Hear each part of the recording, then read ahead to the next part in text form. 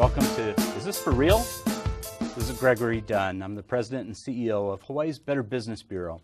Here today with me is Brian Ishikawa, the director, or rather senior vice president, I guess, of corporate security for Bank of Hawaii. Brian, thank you so much for making the time to come down and talk with us today. Oh, thank you for having me. Excellent.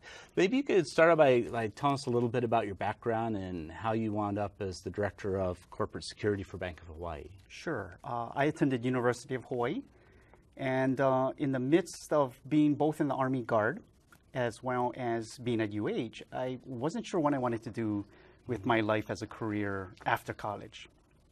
And initially, I had aspirations of becoming an FBI agent. And in an attempt to get ahead of my peers for a potential future interview, I thought, well, what else could I do out there besides going to school to try to get ahead? And a friend of mine referred me to a private investigative agency in Hawaii that had an internship program.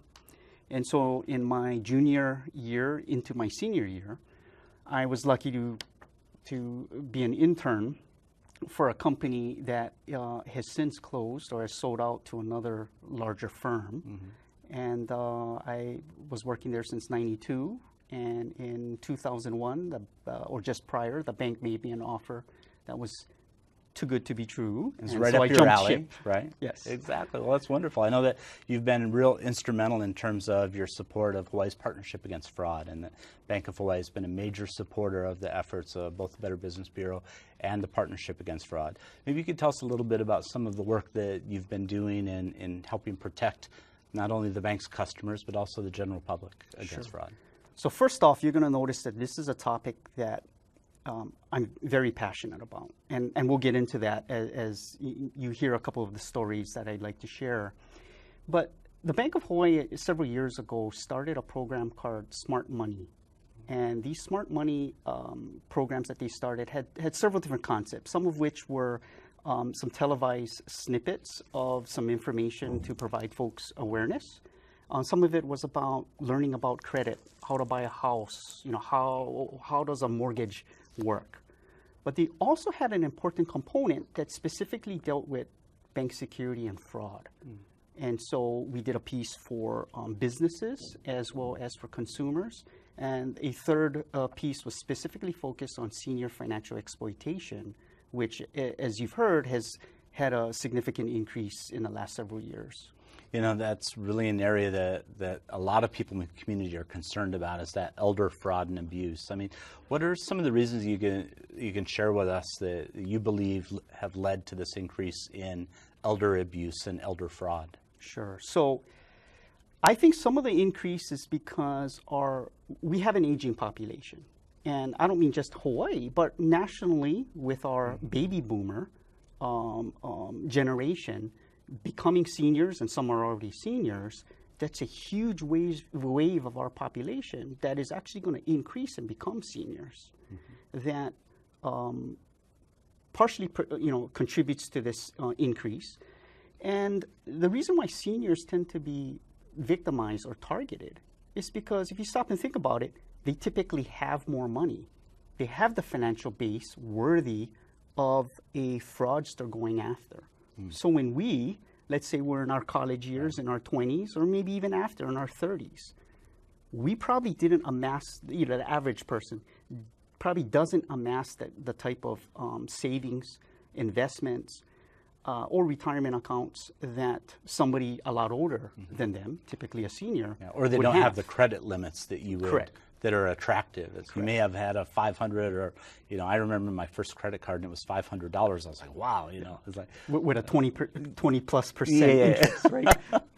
But as seniors, so think about your average senior. Not all, but a good majority of them have a good amount saved through either retirement accounts, pensions, whatever you want to call it. But they have amassed a good amount of wealth. Secondly, they probably have bank accounts that are pretty full with liquid cash, and probably haven't had, like sometimes our younger folks, problems with their bank accounts where items have returned, meaning they've written a check but it bounced because they didn't have money. Right? So seniors typically don't have those issues. So it also affects them in the types of scams that people target them for. Sometimes, unfortunately, they might have seen their better days. Right? What do some of those frauds look like that get targeted toward the seniors because of their bank accounts, because of how much money they have? What are some of the more prevalent ones that you see, the you most come across? Prevalent one by far are lottery schemes. So sweepstakes scams, lottery schemes. We tend to refer to those as advanced fee fraud schemes. So advanced fee, that's when someone's asking you to pay a fee in order to get what you won. Correct. Correct. So it might be, let's say, a lottery. Let's say you won a $1 million lottery, and this is purported by the fraudster.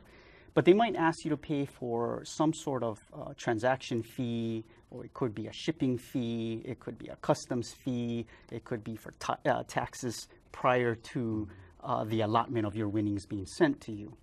Either way, you shouldn't be asked to pay for any of that. So a big red flag again is that if someone's asking you to send them money so they can send you money, that should be a signal that that they're trying to rip you off. But the sharp thing here is these fraudsters are really smart. If you have liquid savings or money, they'll ask you to, hey, pay X amount. Let's say it's $5,000 to pay for certain taxes up front. Then they'll call you back if you've sent that, and they'll say, hey, look, we didn't need an additional $3,000. We're sorry, but we forgot to ask you to pay for transfer fees. They'll keep asking again and again for additional advance fees in order for them to keep bilking you those funds. Right. So as long as you keep sending money, they're going to keep asking. Correct. But the sharp thing about their schemes is, even if, let's say, the person they targeted doesn't have liquid funds, the person might say, hey, look, I don't have the $10,000 to pay. They'll say, look, we found you someone who's going to assist you with that. So we're going to send a $10,000 check to you. We're going to ask you to put it in your bank account, but quickly wire transfer it off.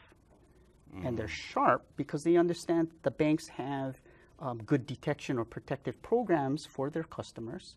So sometimes they'll say, don't tell anyone.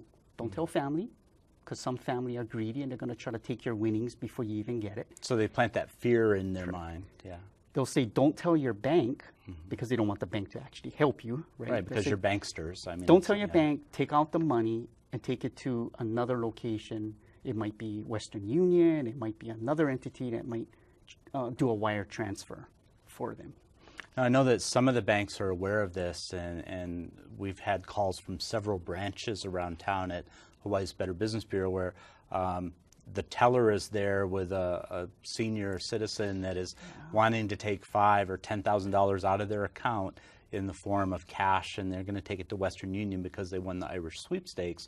And that teller will then offer to put the customer on the phone so that the Better Business Bureau staff can talk to them and maybe help explain it. What are some of the other things that Bank of Hawaii in particular does to help folks to avoid being taken advantage of like that? So I mentioned the Smart Money series before, that we specifically educate seniors. We're also involved in the Hawaii Partnership Against Fraud, which the material that we're presenting in those seminars actually largely came from the Smart Money series senior fraud awareness pieces. But one of the things we noticed, in that example you just gave about a senior being with a teller. And there's been times where even I have run downstairs from our headquarters building to the branch to try to talk a senior out of doing a certain transaction. At the end of the day, we can't stop him or her because that is their money. Right? They can, in theory, do what they want to do with it. But psychologically, I thought it would be important for somebody, a senior, to be given something in writing in their hands. Because sometimes, I mean, even us, right? When somebody tells us something, it sometimes becomes a little bit more solid to us when we have a brochure or something else. So we actually designed a brochure, and it's called Think You've Hit It Big, and it talks about several different schemes, one of which are lottery schemes. But the reason to provide it was sometimes we felt our personnel would try to talk to the senior to persuade them against this transaction. But if their mind was set. Well, and the senior had been warned by the person they believed that the bank was going to try and talk them out of it. So, in some ways, that strategy is playing into the hands of the fraudster. So we thought this brochure would be a little bit more meaningful for them, that they're not just hearing it, but they're seeing it in writing. And then more so, grandma might take it home, leave it on a counter, and let's say adult son may come home and say, hey, Mom, what is this? Oh, the bank gave me that during a transaction. Boom, big red flag. Right? Hey, Mom, what is going on here? And we're hoping that others might be able to intervene. What are some of the other things that you see? I know that we've gotten calls in terms of issues with families, like one family member taking advantage of another family member. What are some of the things that you've seen that have happened in the community that people should watch out for? So sadly, sometimes some of this is caused by caregivers. The party who has some authority over this senior to care for them, either medically or sometimes just simple day-to-day stuff, or to be around. So in case the senior falls, they can get appropriate help and help them with meals, heating up things, right? But there's been times where these parties might have been family or might have been outside hired help. Sometimes they've gone ahead and found a checkbook and have torn off checks and forged checks and written checks to themselves or others. Sometimes they've been sly to look towards the bottom of the checkbook and take the last check out. So if somebody looks at the checkbook, it looks the numbers intact. are all accounted for. Correct. It's all sequential. But there's been other times where caregivers have taken a debit card or a credit card from a senior, and typically seniors often write the PIN on the card or near it on a sticky note so they don't forget. But unfortunately, this allows the fraudster to an easier access to either some other type of point of sale transaction fraud or an actual ATM withdrawal.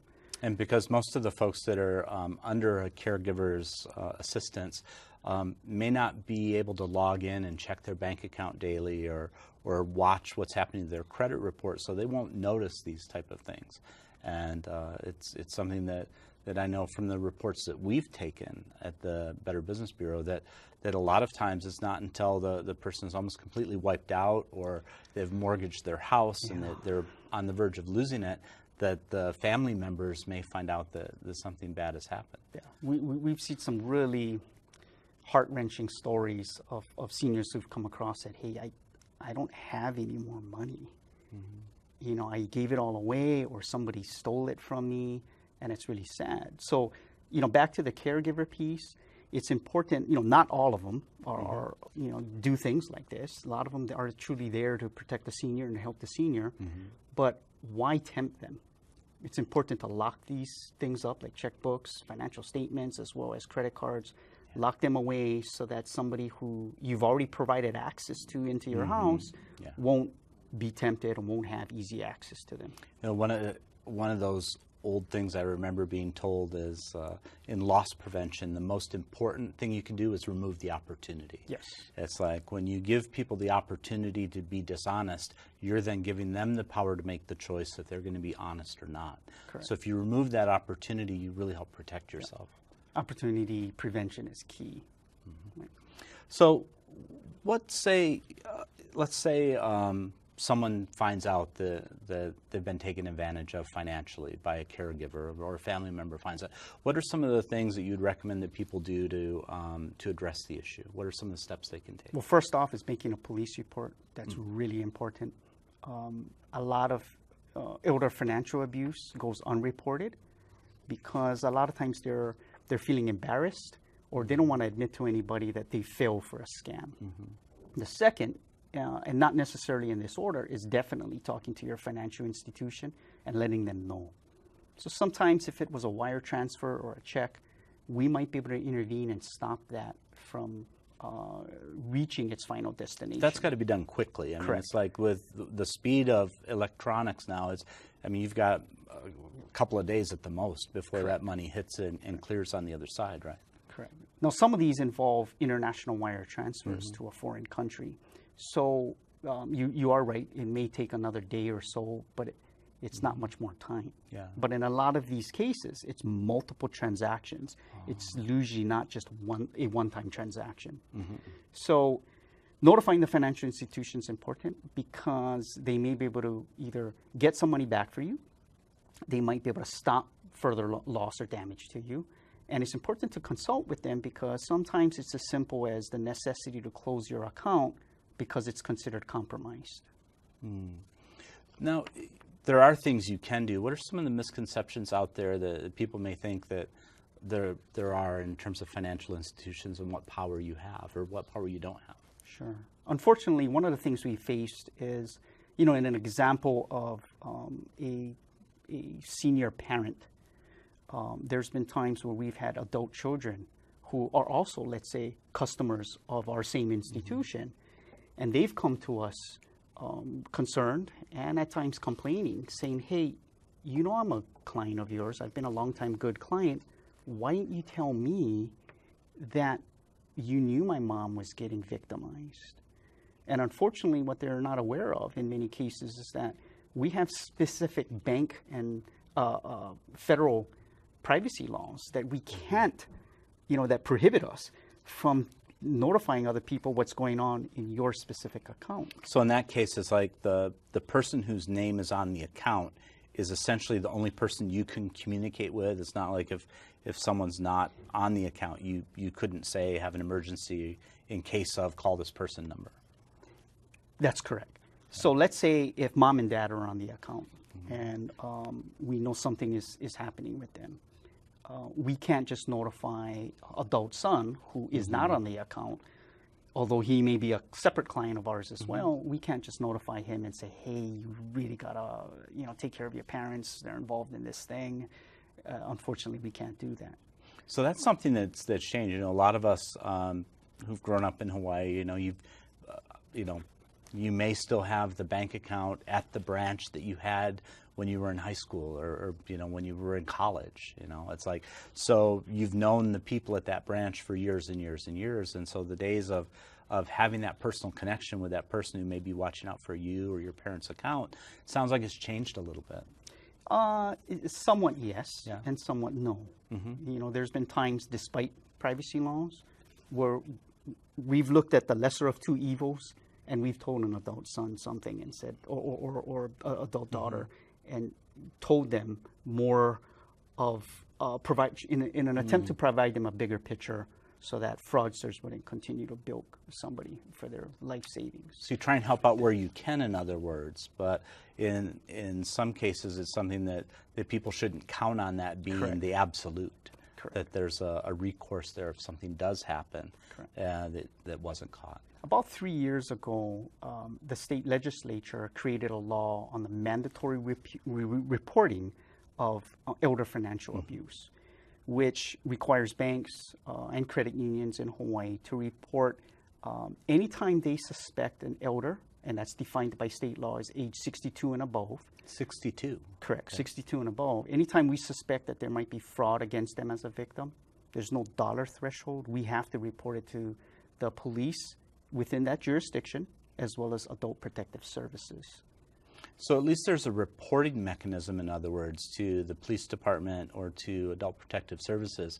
In those cases, how do those agencies then follow up on those reports? What's the process that people could assume that the police department or the Protective Services would follow? What are those things that they do, if you know? They don't necessarily follow up on every single case, but a good number of them, they may follow up in person or sometimes at least call the senior to figure out what's going on in their life, that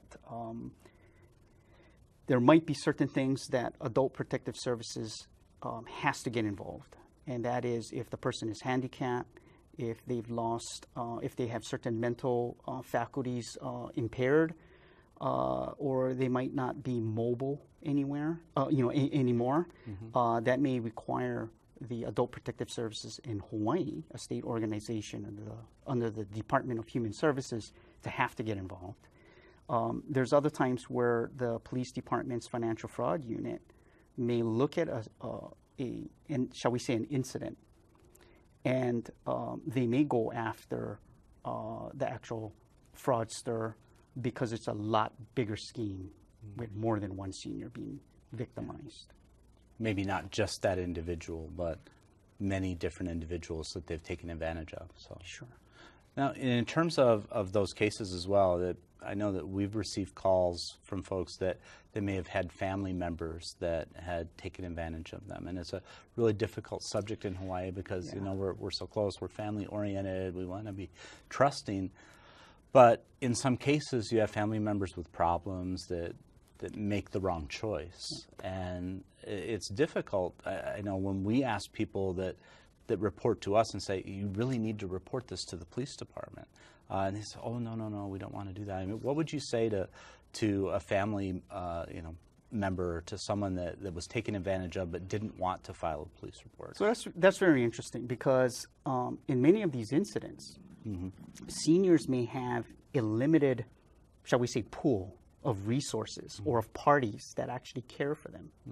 So putting yourself into their shoes, let's say grandson or somebody we hired is taking care of you and they actually steal some money or steal a check and forge it and get money from you. Sometimes they're fearful of making a police report because then who's going to care for them thereafter, right? If grandson's no longer there for me, who else will take care of me? And sometimes that realization sinks in, so they don't make a police report. Now, we still encourage them to.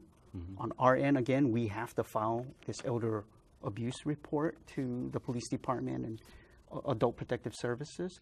But in many times, they refuse to prosecute because, you know, like any grandparent, a lot of times they do care about their grandchild. And sometimes it is a one-time offense. But many times, you know, it might not be. There might be drugs involved. And it's a repeated thing that continues to happen. That's really difficult when you have that substance abuse problem, because the grandchild you remembered as little Chemo is not really little Chemo anymore. As Chemo is undergoing all these other challenges because of whatever substance he's taking that is making him believe it's okay and he's entitled to do these things that he's doing. Yes.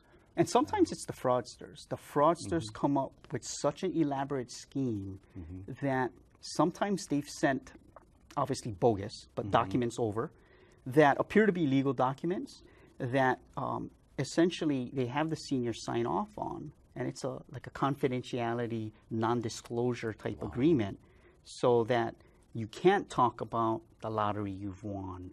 And so later on, if something goes wrong, sometimes the seniors are confused, thinking, well, I'm bound by this. I can't tell anybody about my transactions or my telephone calls or my emails with or this else other I won't party. get my money. Correct. Yeah.